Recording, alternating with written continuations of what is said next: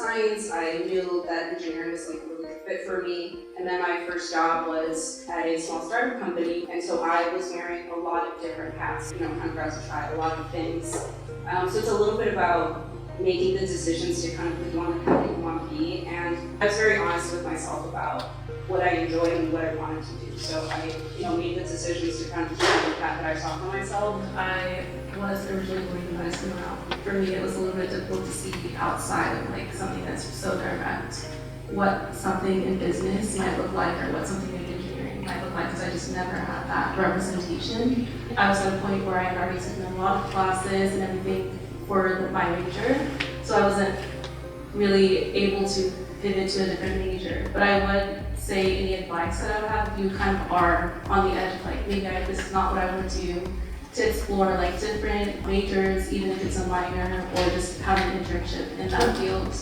just so you can kind of get some more experience and see what you like, what you don't like. I just finished actually my master's degree in electrical engineering, and I was applying to several positions, going through the interview rounds, but unfortunately not able to get an offer. This person reached out to me about this contract position. So I went through the interview and they extended me an offer. And then as I kind of started, and I realized that once you get your foot at the company, you can build connections there. Start talking to people, show them your work, show them the quality of your work, and that really opens a lot of doors. So my university, my specific program when I was an undergrad, they sent a lot of internship opportunities about working with youth and just getting involved within the community. So that's how I found out about a lot of the internships I was able to do, and also going on LinkedIn. So one thing that I do is go on somebody's LinkedIn who ideally has the same aspirations that you do, and look at the opportunities that they're pursuing and getting involved in those similar opportunities. Even sending people messages on LinkedIn is a really, really good strategy. Just cold messaging people, because a lot of people are willing to help you. So those are strategies that I've used, and they've been really, really helpful and have allowed me to pursue a lot of the opportunities that I've been able to pursue. Something I see all the time, people that just graduated college, they kind of just pick the highest paying offer that they get. And I always tell them as advice to pick a company first that aligns with your interests, and it'd be a better choice to pick a smaller company that will allow you to maybe wear different hats your first few years of working, and then you'll know what you like and what you don't like. As opposed to just taking a higher paying job or maybe a bigger company, and you're only going to be a paving guy for 5 years.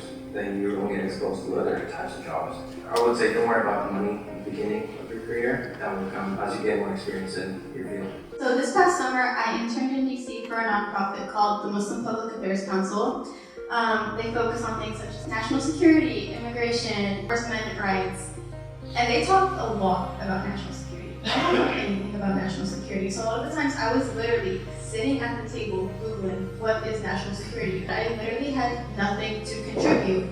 I always tell myself, like, what's the worst that can happen? Even though I'm not able to contribute to a lot of conversations that are happening at the table, I'm still able to contribute to smaller things that I'm still interested in about and can elaborate throughout my different opportunities.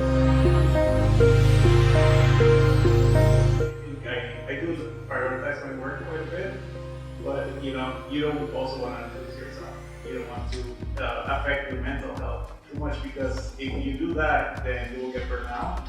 You will not perform as well.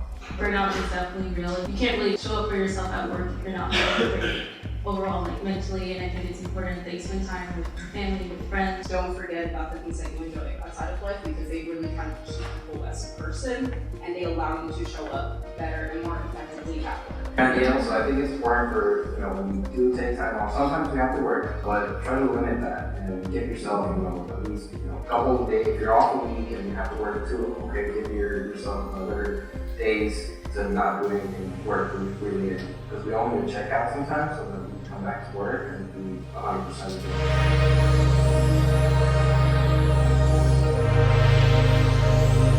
Starting off in 2019 when I first graduated college, I had a lot of anxiety. I was very scared because trying to go into a position that I didn't have a background in, I think it's really easy to get caught up in comparing yourself to other people and seeing what they are offered, what positions they're offered, what salary they're getting, and compare yourself that way.